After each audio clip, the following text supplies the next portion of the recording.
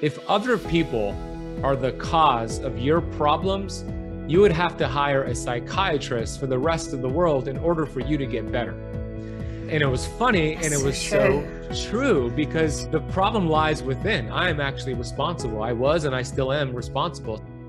So Ben, I am so excited to have you here today. I've been really looking forward to this podcast episode because I just know my listeners are going to absolutely love it. And firstly, a very warm welcome to the show. Thank you so much for having me on the show. I love what you're doing. You were on my podcast. We had a great conversation, and now it's round two.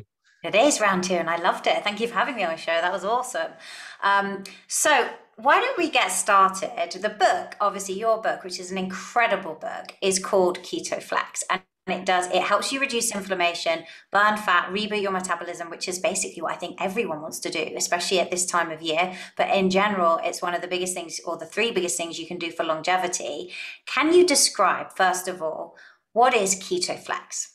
Yes. So keto flexing is the premise behind how humans have existed for as long as humans have existed. For example, ketosis. We know, and we both agree, that keto is one tool in the shed. It's not the only tool, and it's not new. Ketosis has been around since humans have existed.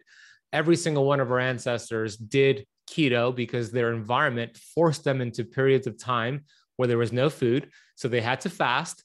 And if they did not have the ability to produce ketones, they would be blubbering idiots and they wouldn't be able to hunt and kill and do their thing. So keto flexing is the principle that, yes, keto is great. All of our ancestors did it. But when our ancestors had the opportunity to eat carbohydrates, they would flex out of ketosis. So it is about metabolic flexibility and using keto to achieve that metabolic freedom and flexibility, which is very similar to what you teach as well. Yeah, very similar. And I couldn't agree more. I just think a lot of people get hung up on a particular diet, right? Whereas actually metabolic flexibility is king. Who wouldn't want to be metabolically flexible? And we're born metabolically flexible. Exactly. That's the thing.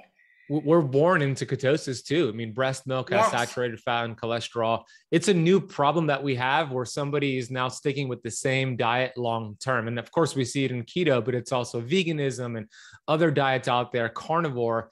It's a new problem. None of our ancestors, there's not one culture in the history of this world that stuck with the same diet long term. It hasn't been until the last 50 years that we have this new problem. And a new problem of so much processed food, right? That's the other thing. It's just so difficult people struggle to get these whole foods in. So in terms of when someone wants to start, right, and they're thinking about creating metabolic flexibility, I think one of the things that both you and I talk a lot about is we need to teach people to deplete muscle glycogen again, right? They haven't been doing that. So many people are just sort of topped up all the time with carbohydrates, and they're not burning enough fuel to actually facilitate the need for it. When you've got somebody and they're feeling like they're stressed, which obviously leads to more blood sugar dysregulation, they're overweight, they feel lethargic, they feel like they've got that brain fog. What's the best place, would you say, in your formula? And I know you have your 4 pillars, which I want to go through with you in a moment, for someone to start when they're just starting out and they're thinking, I really want to develop metabolic flexibility. Yeah, the first step is to start depleting those glycogen stores, like you just said. And when you are what's called a sugar burner, when you're teaching your cells to burn sugar, burn glucose, and only burn sugar and glucose, it leads to metabolic dysfunction. It leads to metabolic inflexibility. It's estimated that in America, 88.2% of Americans are metabolically inflexible. That means there's only 12% of us that have this flexibility, and that's in a 2018 study. It's probably worse now, especially after COVID. So what that means essentially is you're eating every 2 to 3 hours, you're eating high processed carbohydrates. The average American is eating about 300 and 400 grams of carbs per day. And you're going to continuously top those glycogen stores. You can only store about 2,000 calories of sugar in those glycogen stores, muscle, liver cells, and then the rest is stored as body fat. And it's not a fun way to live. When I was obese, I was a sugar burner. And how do you know you're a sugar burner? You're eating every 2 to 3 hours. If you skip a meal, you're hangry, you can't function, and it will create insulin resistance, type 2 diabetes, and just a whole host of other issues. So the first step is to lower your carbohydrate intake. And at the same time, increase healthy fats and protein, and then eliminate the snacking. You don't have to necessarily fast in the beginning, start with 3 meals, but as you increase the healthy fats and protein, eat less carbs, you're actually going to find that you have less need to snack. And that is the first step right there.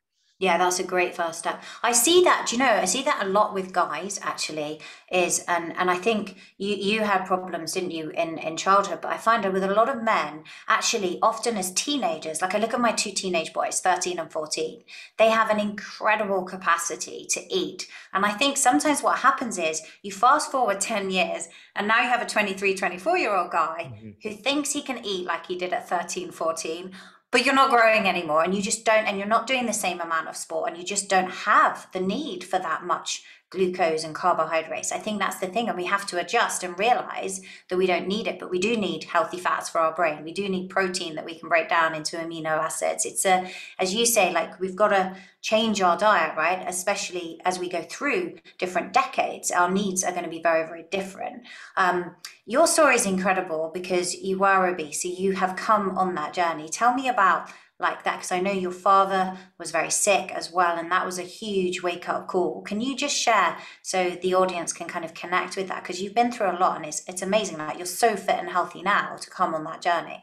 Thank you, Angela. Yeah, and we have a lot of similarities in our stories. You know, I battled with depression just like you. I had suicidal thoughts, and growing up here in America, I followed a standard American diet, which is highly processed, very toxic. The acronym is SAD, Standard American Diet, and it's a proper acronym because it's very sad. It'll lead to you feeling sad, and that was the case for me. So I hung out with the wrong crowd. My environment was very toxic, and I became toxic in myself. So my body was physically obese, but I was also mentally obese and mentally bankrupt. And I found myself back in 2008 I was a 24-year-old obese man. I weighed 250 pounds. I worked at a 9-to-5 job that was very uninspiring. And I was going through a very difficult time in my life with my ex-girlfriend who ended up breaking up with me.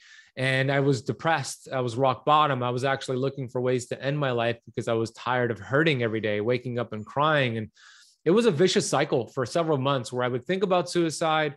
I would go on the internet to look for ways to commit suicide. And then I would stop myself thinking about my mother, thinking about what she would have to deal with if I went through with that. And it wasn't until I picked up actually a friend, my best friend, 2 of my best friends handed me a book and said, you know, read this book. I think you would get a lot from it. And one book led to 5 books, which led to 15 books. And I started to read incredible authors. We were just talking offline about one of them, you know, Bob Proctor, Earl Nightingale, Jim Rohn, Tony Robbins, and I could go on and on and on. The books did a lot for me, but the number one thing that the books did for me helped me take responsibility for my results and my circumstances. And that word responsibility is your ability to respond to life. My ability to respond to life up until that point was very poor. I was blaming my genetics, my enabling family members. I was blaming everything external. And then I came across Dr. Wayne Dyer's work. And I remember him saying this, and it really resonated with me. He said, if other people are the cause of your problems, you would have to hire a psychiatrist for the rest of the world in order for you to get better. And it was funny. That's and it was so true because so true. The problem lies within. I am actually responsible. I was, and I still am responsible. So I actually said those words out loud. I am responsible. And the second that I said that, I felt empowered. I felt inspired. I felt gratitude. And I started to make better changes for my life. And I became the victor at that moment of my destiny. And I stopped being the victim of my history. So I started to exercise and eat better. And I went through this incredible transformation. I lost about 80 pounds of fat. I went from 250 pounds. And that's, of course, I'm speaking in American and English, US terms here, I should say. So I went from 250 pounds down to 170 pounds, 34% body fat down to 6% body fat, wow. Size 38 waist to size 30 waist. So finally achieved the physical 6-pack. But the most important thing that I achieved was a mental 6-pack. I started to understand how important your thoughts are and how you become what you think about most of the time. And that's what got me started in the health and fitness space. I became a personal trainer. I opened up a CrossFit gym. I ended up selling the CrossFit gym. But then, like you mentioned a little while ago, my dad ended up getting sick, and he had type 2 diabetes, which is very common here and in the UK, all over the world. And he got worse and worse and worse. I didn't really understand the disease. I just gave him his medication, bought his groceries based off of the recommendations from his doctors. And he ended up suffering a massive stroke, which left him paralyzed. And then eventually it took his life 9 months after that. And that was in 2014. And it left a hole in me that I wanted to find out what happened to my dad, what's happening to the world. Why was the advice the wrong advice for him and for so many? And I came to the answers, and the answers is exactly what we teach: metabolic flexibility, keto flexing, intermittent fasting. And I know to this day that if I would have applied what I teach now to my dad back then, I would have saved his life. I know that to be true, but I also get that I was given that mountain back then so I could show the world the mountain can be moved. And that's what inspires me. That's my worthy ideal, my goal that I'm in love with, to educate and to inspire 1 billion people. So that's what turned my health into a hobby to a purpose, from a pain to a purpose. And that's what really lit a fire in me. And I've been determined to get the message out ever since. That's amazing. And that you do, I have to say, with all your content, you're so generous with the content on social media. It's amazing. So anyone listening should definitely go and check out your account, Ben. It's amazing. I want to dive into that worthy ideal in just a moment. But when you found this out with your dad, at this point you'd got fit yourself, had you? So you'd made that transition. You owned the CrossFit gym. If we can just track back a little bit when you were thinking of making that change, because I imagine when you were suffering with depression, right? If you were on the standard American diet, you probably had a lot of neuroinflammation as much as anything else. Your gut microbiome was probably completely disrupted, not making enough serotonin. At that point, what helped you? Because you took that decision, right, that you were going to take 100% responsibility. And I always think, right, if it's going to be, it has to be me. You're going to have to make it happen, and you had to. But you'd gone from thinking about taking your own life, as I did. That's so hard, such a dark place to be in. And I know the challenge you speak of when you're thinking about, oh my God, what's that going to do to my mum? And I was thinking that, what's that going to do to my kids? And you're so torn, right? Because you're in so much mental anguish and pain that, I don't know about you, I just wanted to turn my thoughts off. And that seemed the only way out, but you're so worried about what you're going to cause everyone else. What made you, was it through reading the work of people like Wayne Dyer, Bob Proctor, that you started to, because you said you were given a book initially and then it was 5 and 10. Was it the self-development books that came first before all of the nutrition and the health? It was. Yeah. Great question. It was the self-development books and what I call inner sizing that came before the exercising. So the books helped me take responsibility, which was the first step, but then it also helped me become aware of those thoughts that we think every day. And according to psychiatrists and numerous studies, the average person is having about 60,000 thoughts every single day. And typically 90% of those thoughts are the same thoughts from the day before. And they're usually negative, fearful, stinking thinking thoughts. And it's called the paradigm, which you know all about. But the paradigm is just the set of habits that just run on autopilot. So for me, the thoughts that I had running on autopilot was really toxic thoughts. So I started to become aware of those thoughts. And the greatest power that we have as human beings, animals don't have this, but humans do. The greatest power we have is the ability to choose our thoughts. And what I did is I got really good, and I'm still working on it to this day. Whenever I had a negative thought, a suicidal thought, a depressing thought, I changed the thought to something uplifting. And of course, it doesn't happen in one day. It happens over time. But I did that. I also changed my environment in terms of the people I was hanging around. And I started to hang around people who are supporting me and uplifting me. And then, of course, as I started to eat healthier and exercise, and I started to give myself nutrients, I started to think better thoughts because of the food I was giving myself, because what you eat also determines how you think. On top of all of that, Angela, not only was I eating really poor, like you mentioned, and I had gut microbiome, inflammation in my gut, inflammation in my brain, I also had 8 silver fillings in my mouth that we know have mercury, and it was vaporizing into my hypothalamus pituitary, and I had it in my mouth for 20 years. So I had all these hits that I was taking, and I just started chipping away at it, getting a little bit better each day, thinking better thoughts today than I did yesterday. And I just took little tweaks that led to giant peaks for my health. That's amazing. Wow, what a mountain you had to climb there. That's phenomenal to see like how far you've come. And I think for anyone listening as well, you have to exercise patience, right? This doesn't just happen overnight. As you say, you've got to change your thoughts, change your behaviors. How did you change when we talk about paradigms, just for people listening, right? This is a set of subconscious beliefs that you've got to bring awareness to before you can change them, right? And we are pretty much ruled by our paradigms, and 95% of what we do pretty much is subconscious. How did you start to change your thoughts and reality? And did you have any self-criticism? Because I've certainly found that, with depression in intelligent people like yourself, often it comes with quite a lot of perfectionism and self-criticism and some self-loathing. Did you have, and that's a hard thing to shift. I found it a hard thing to shift. Oh yeah, still to this day. I mean, I think everybody, even the most successful people in the world, have those thoughts, the self-criticism. So the paradigm, let's talk about that real quick, and then I'll get to the self-critical thoughts. There's two ways to change the paradigm, essentially, only two ways. And Bob Proctor talks about this. So there's an emotional impact that can happen that really forces you to think differently and create more original thoughts and change that paradigm.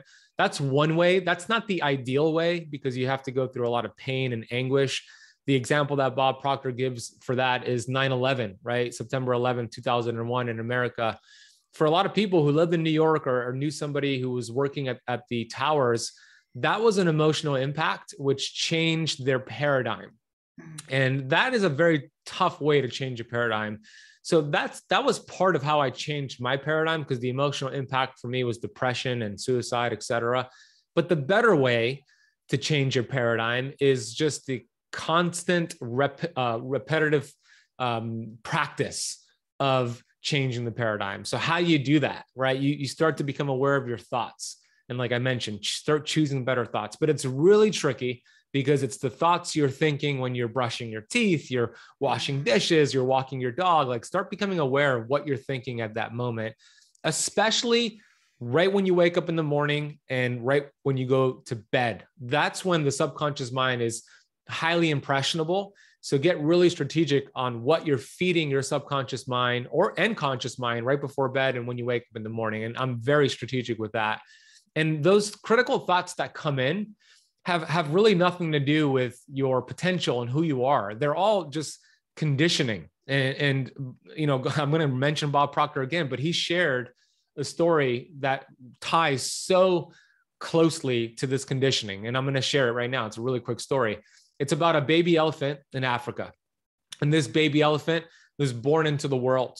And they put this baby elephant to work all day long. At the end of a long day of work, they would grab these chains and they would tie the shackles around the ankles of the baby elephant and then stake it into the ground and leave that baby elephant there overnight. And the baby elephant would try to break free and go and escape and be out in the wilderness and be free.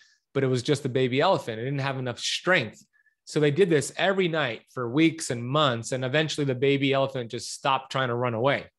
It just got conditioned to believe when the chains are around your ankles, you're stuck. So what ended up happening is the baby elephant ended up growing up, and now it's a full-grown beast. It's capable of pulling 10 times its own body weight. It could pull railroad carts that are loaded with cargo, and it's a full-on beast. And they put it to work, and they put the same chains, the same shackles around the ankles and stake it into the ground. And that baby elephant has been conditioned to believe when the chains are around your ankles, you can't break free. It could easily break free and be into the wilderness and be living a life of happiness, but it's been conditioned to believe that the chains are holding you back. So if you think about that, that's what self-limiting thoughts are. It's shackles and chains we put on ourselves that are these conditionings. And what we want to do is identify them and then break free from them. And we could do that through constant repetition, through affirmations, through having a goal card, through gratitude. And it takes time, but the more consistent you are with doing this, all of a sudden you start breaking free and you start to become really good at choosing better thoughts. Yeah, I love that. It's so true. It's something I do as well. I mean, affirmations, actually, people, I think it's worth going into this. Let's just pause there because I think Yeah. people really struggle with affirmations because you can read different things, right? So there is this element of your subconscious mind. Let's say somebody is trying to, their worthy ideal is to get incredibly wealthy, right? Or it could be that they are going to lose weight. And now at the moment they're obese and they're trying to lose this weight. So if they start saying, I am fit and lean and healthy, or I am a multimillionaire, these things, their mind's just going, what? No, you're not. You're crazy, right? Yes. It's really hard. And so I know like Hal Elrod will talk about not on the way affirmations, but almost like, I am creating this, or I am doing this because. I'm just curious with you how you found that, because actually Bob Proctor is very much around, I'm so happy and grateful now that I am. And Yeah. then, and you have the gratitude practice with it. But, you know, like for example, when he talks about wealth creation, it will be, I'm so happy and grateful now that money flows to me in increasing quantities on a continuous basis from multiple sources, for example. And actually, but then people struggle with that, right? Or, you know, if you were to take that goal in relation to a health goal, they're in a bad place health wise and they're trying to get somewhere. How do they create the gap? And I'm curious because you had to do that, right? To go from being obese to where you are now was a big thing you had to create. How have you made affirmations work for you? Yeah, I love the idea of tying into gratitude. I don't know if you could read this, but it actually says, I am so happy and grateful now that Yeah, I love right? it. Like exactly what you just said. So I fill in the blank every morning when I drink my coffee. Having a worthy ideal is number one for me. The first step, having a why.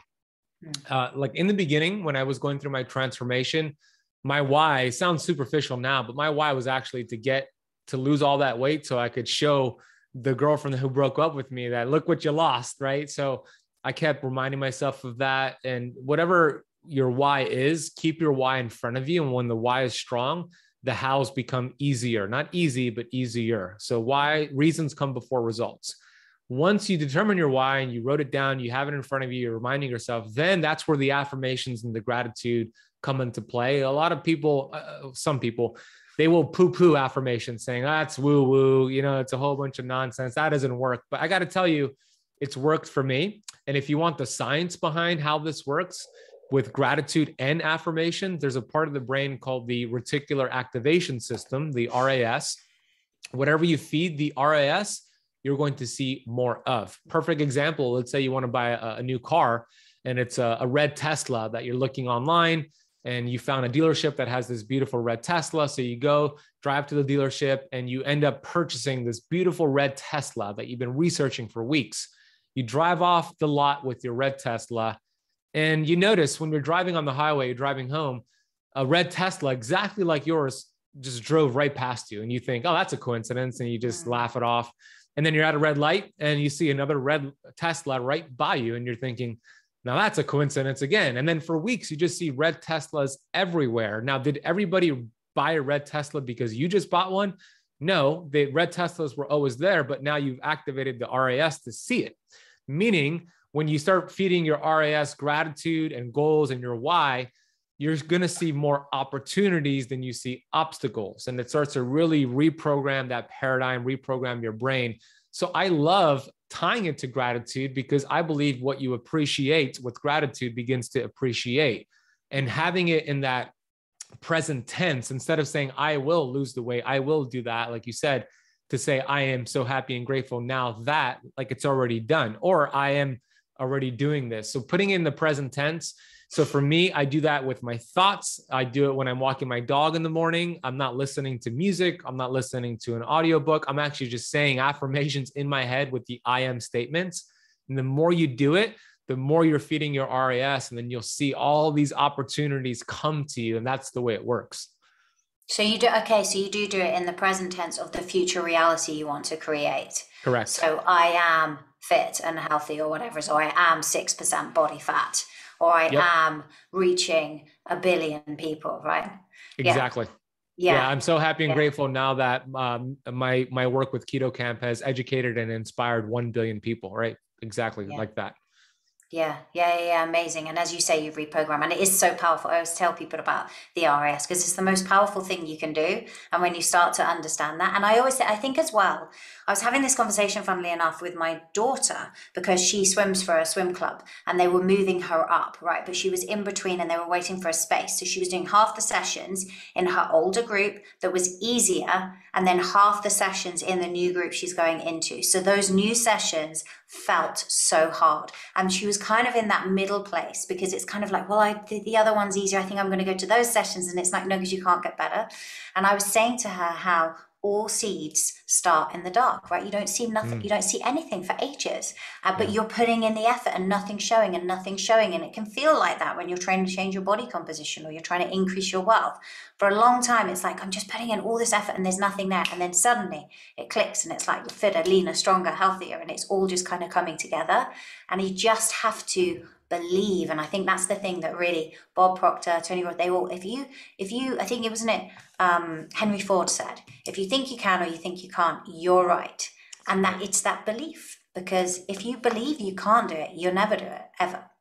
Yeah. And it goes, and it's the exact opposite of what we've been taught growing up, at least here in America. We've been taught here that you have to see it to believe it. And that's the complete opposite. You have to believe it before you see it. And when things happen to you in your life, you know, I have this coin here from Bob Proctor that says, respond and react, right? There's two different ways to deal with what happens to you. You could either react to it, which means your subconscious mind is just going on autopilot and you're probably going to react in a negative way. Or you could take a second, take a few moments and respond to it. Think about how this is happening for you, not to you. So this coin is something that I keep here all the time because there's always going to be challenges. There's always going to be setbacks, but it's never about the setback. It's about the get back.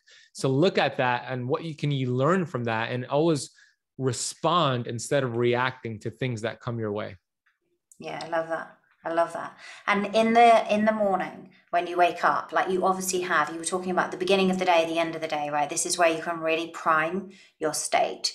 Can you share with people, what's your routine? Like what time do you wake up? Does exercise a part of that? Obviously you do your gratitude. Can you tell us what your morning routine looks like, Ben? Yeah, of course, Angela. So my morning routine is pretty extensive. First thing is I don't look at my phone. My phone's not even in my bedroom. It's on airplane mode in my office, which is a couple bedrooms down. So I don't look at my phone. That's one of the worst ways to start your day. You're essentially playing Russian roulette if you look at your phone first thing in the morning, because you could see a beautiful text or a nice comment, or you could see a problem you have to solve. And all of a sudden you're just scrambling to get that solved. So I don't look at my phone. I immediately I have on my nightstand a notepad. Well, I have a couple of things. I have a notepad.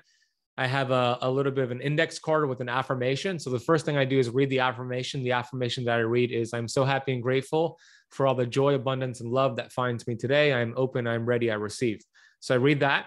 And then I have my burning desire statement from the book, Think and Grow Rich, that you write out your yearly burning desire. So I read that all in present tense for my goals for this year. And then I grab my pen and paper and I'll write down 10 to 15 things that I'm grateful for. So I'll start with gratitude. And then I'll write down all of my goals in present tense. So I start that. It's like a 15-minute process.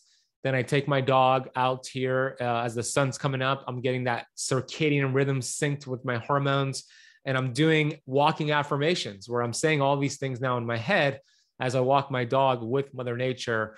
And then after that, about an hour and a half later, I make my coffee. So I wait an hour and a half to have my coffee so my cortisol could drop.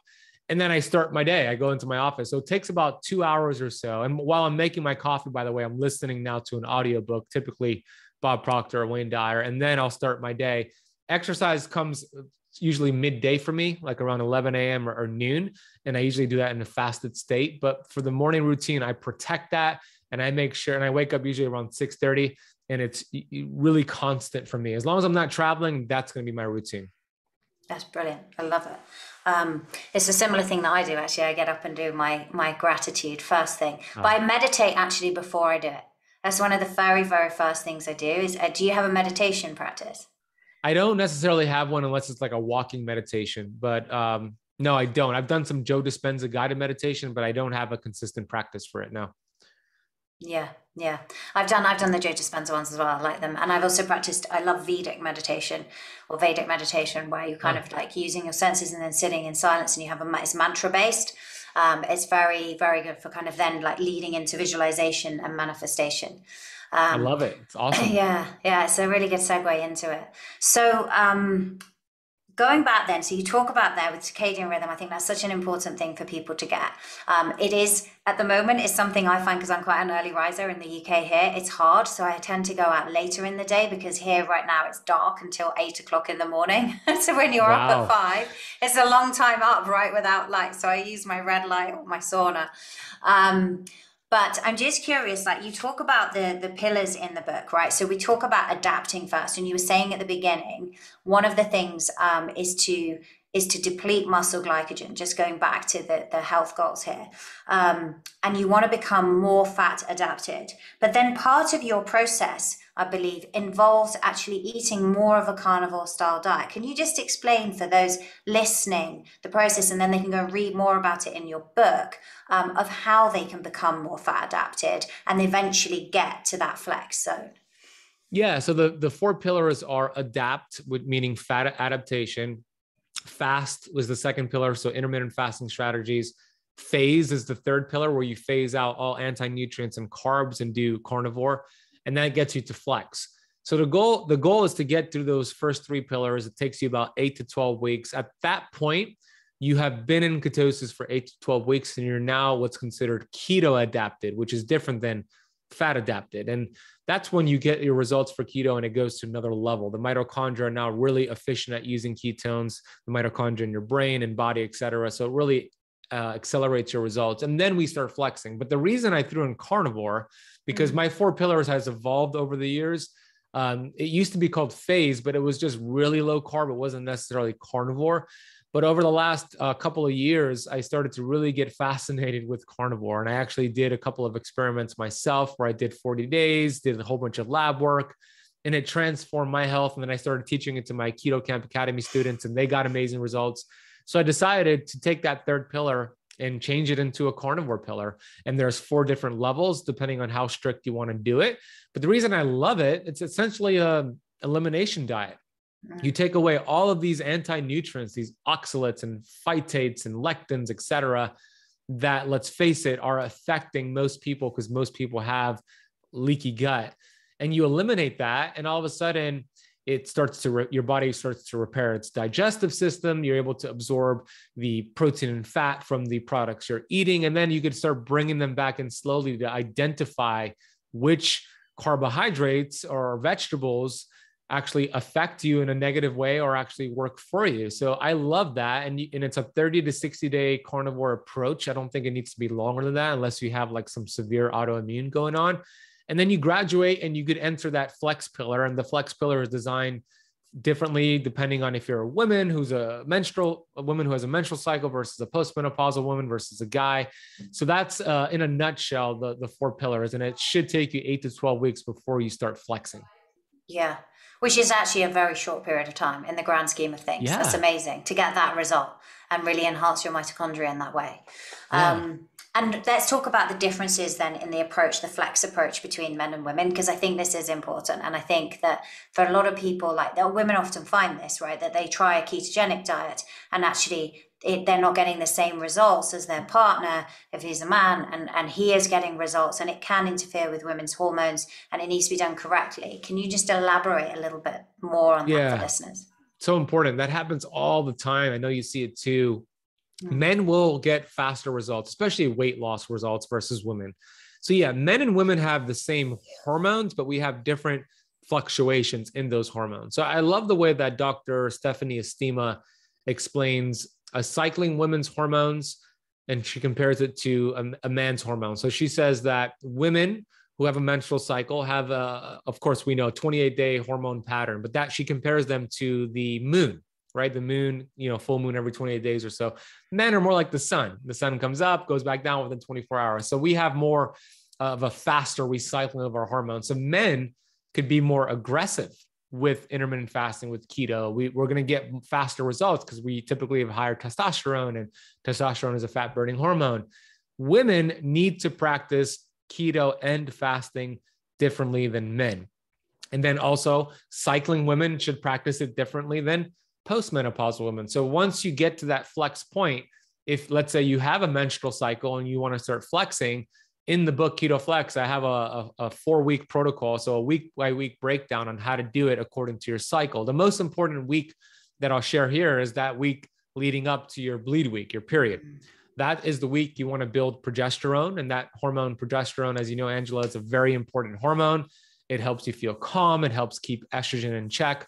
And if you're doing keto, if you're in ketosis and doing aggressive fasting strategies the week before your period, it's going to lead to high cravings that week. You're going to crave sugar and chocolate and carbohydrates. And then it might lead to a heavy menstrual cycle, and you're not going to feel that great because you're working against your physiology. But that is the week to actually carb up, healthy carbs to get out of ketosis, build progesterone, don't practice too much fasting. And then once your cycle starts, once you start bleeding, then you could go back to more aggressive keto, aggressive fasting. So that's just one example right there. Now, postmenopausal women, of course, have different hormones. Now the ovaries are now retired and they're like, peace out. I put in the work. So now your adrenal glands pick up the slack for the ovaries, your body fat picks up the slack. So that's when you want to practice more parasympathetic activities, yoga, meditation, etc. And you could still flex in and out. You could do something called the 5-1-1 rule, which I talk about in the book, which is just choosing one day out of the week where you have a higher carb flex day.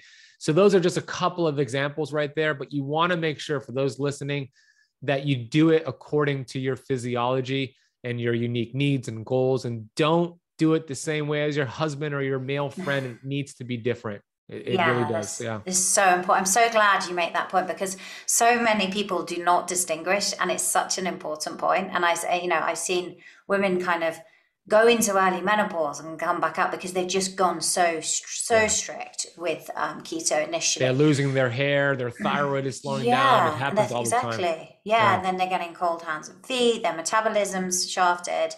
And as you say, like in that late luteal phase, you're actually burning, you've got like about 250 to 280 more calories, the average woman anyway, that you can take on board. And I think if you embrace rather than resist it, you'll get less of those cravings. It's such a good point. Yeah, I'm glad you made that.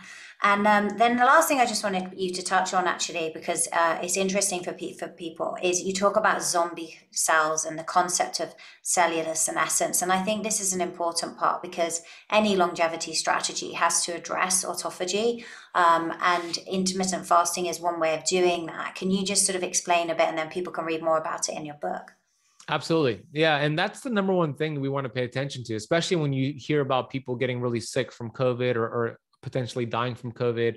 What they all have in common are these immunosenescent cells. Essentially, they're zombie cells. So what that means is that in the human body, there's about 30 to 70 trillion cells.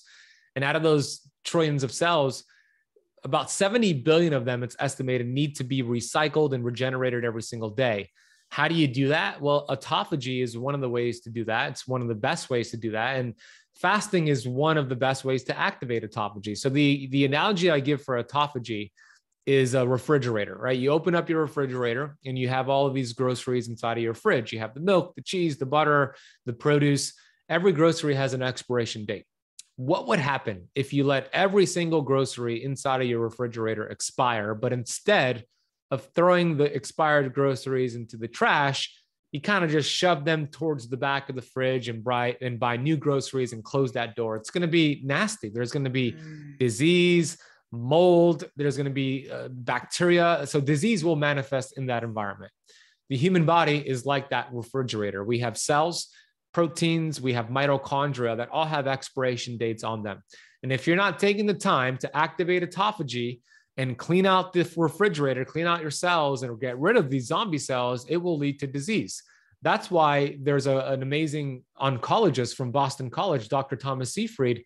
He said a 7-day water fast once per year could potentially reduce your risk of cancer by about 95% because of this maximum autophagy process. So yes, you could get autophagy through exercise, which is a great way to get it, through senolytics, which are specific ingredients and supplements and foods. But fasting turns on this process, and it's the innate intelligence within our body thinking, okay, we're 16 hours into a fast, we're 24 hours into the fast, there's no food energy coming in. We need to do something. So the innate intelligence is so smart. We have the world's greatest physician within us right now, the innate intelligence. And the number one priority for the innate intelligence is survival. So with no food energy coming in, the innate intelligence is activated to start looking for cells in the body that are damaged, that are not properly working properly. And it starts to clean it out. It's like Pac-Man going within your cells, starting to repair the mitochondria. And it also goes a step further. If a cell has no function at all, it's what's called a zombie cell, a senescent cell, then the innate intelligence looks at that cell and says, oh, there's no function here.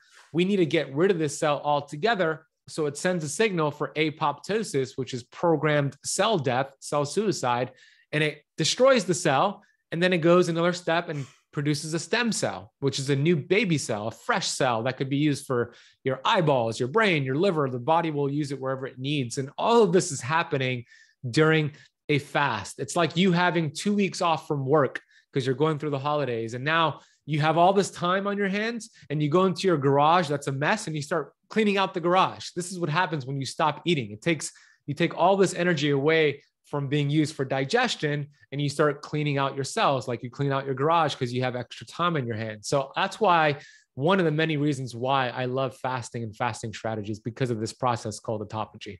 Yeah, me too. It's amazing. And as you say, exercise also really, really good for that. I think if exercise was a pill, right, we'd all be taking it. So true. And fasting too. They would want to make a lot of money from that. Yeah, they would. Absolutely. And what have you found in terms of as well with men and women, the differences in fasting period? Because I think that's another area that women just need to exercise a little bit more caution. Yeah, fasting is great, but too much of a good thing could be a bad thing. So the main thing that we want to balance in the body are these two pathways, which is the anabolic pathway, mTOR, mechanistic target of rapamycin. So it's more growth. mTOR in spurts is terrific. It's super healing to the body. It'll help, repair injuries, etc. But mTOR all the time, not good. That means you're duplicating bad cells. You're in a constant growth phase. If you just think about bodybuilders live a shorter life because they're always in mTOR, high protein, high calories, eating every 2 to 3 hours. That's too much mTOR. Fasting is the opposite. So autophagy is the opposite of mTOR. It's more catabolic, but in a good way where you're repairing and getting rid of zombie cells, etc. But too much fasting could eat away at your immune system, could get lowered. So it could weaken your immune system. It could eat away at important protein. And eventually excessive fasting could lead to a slow thyroid and eating away at muscle. So we want to balance out both mTOR and autophagy. So you do that with feast famine cycles. So you have your eating window, you feast healthy, and then you have your fasting window, you don't eat. Now, your question was, women and men definitely should do this differently because same thing with keto, you don't want to do it the same way. So just in general, for both men and women, if you're really stressed out and you're not sleeping well and you have a lot of mental stress, you probably shouldn't do too much fasting. It'll be too much stress for your body to adapt to because fasting is a stress to the body. But if you have too much stress, it could create a problem. That hormetic curve will start to drop down. So first of all, assess your sleep and your stress, make sure that's down pat. And then for women, again, the same principles apply to do it according to your cycle, right? The week before your period, you don't want to do too much fasting. The week of your period, you could do more fasting. Men, I've seen, could do more aggressive fasting protocols. And of course, if you have a lot of extra body fat and you have a lot of insulin resistance and type 2 diabetes for both men and women, you could do a lot more aggressive protocols. So that's why it's important to always work with the coach to kind of look at what's happening. Yeah, I agree with you. I think that's so important and to understand, because as you say, it's kind of this overall bucket. You don't want to create too much stress. And the point you make about body fat is really, really important, right? It's because if you've got a man or a woman who's very low body fat, they're not going to need to fast. Or if they do fast, it's going to be more stress on their body because the body's going to see that much more as famine than, if you've got a man that's like 7-8% body fat compared to a man who's 30% body fat. Obviously, he's going to be able to fast way more and not cause damage to their health. That's right. Yeah, so interesting. I highly recommend people check out your book. It's so written so beautifully and so simply. I think it's a really, I think you've been very deliberate in the way you've created it, but it's really easy, like almost like a manual that people can pick up and actually use. And it's very, very practical in that sense.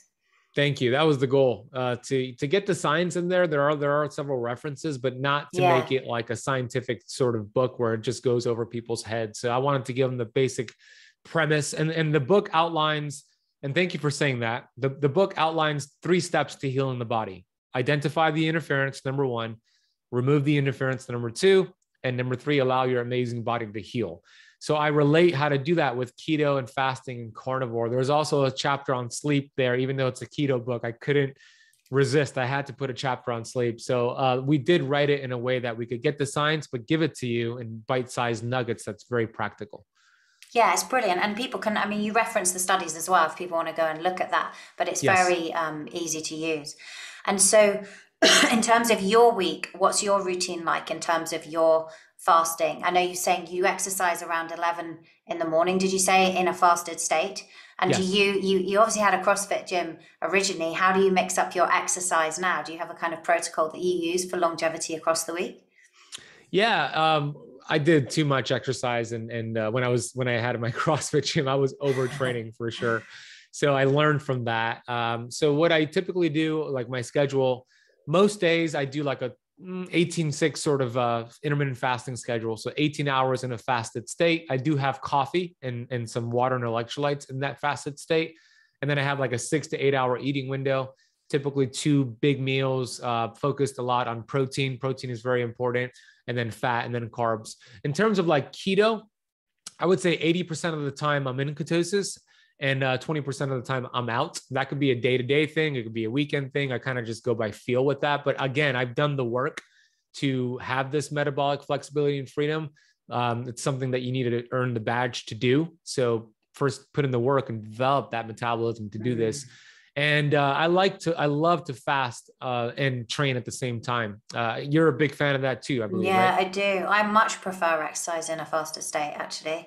I mean, occasionally, if I've left it too long, and I am quite kind of like low body fat for a woman, kind of about 15%. So for me, if I leave it too long, then it will take away from how much it can bring, particularly if it's weight. So I tend to train a bit earlier in the morning. But yeah, I'm a huge fan. I just find the mental cognition, the output. I actually like to have black coffee and then work out. I'll have some trace minerals, the same as you, with some water, and I do my whole morning routine, and then I'll work out and I have some coffee to kind of help me, and then I'll refuel afterwards. So yeah, I really like it. And I know there's loads of science in terms of the circadian clock about it being better in the afternoon. And, I don't think anyone's ever broken an Olympic record before midday, but, I'm not an Olympian. And I think for me, if it isn't done in the morning, it's just not going to happen. I've tried it so many times.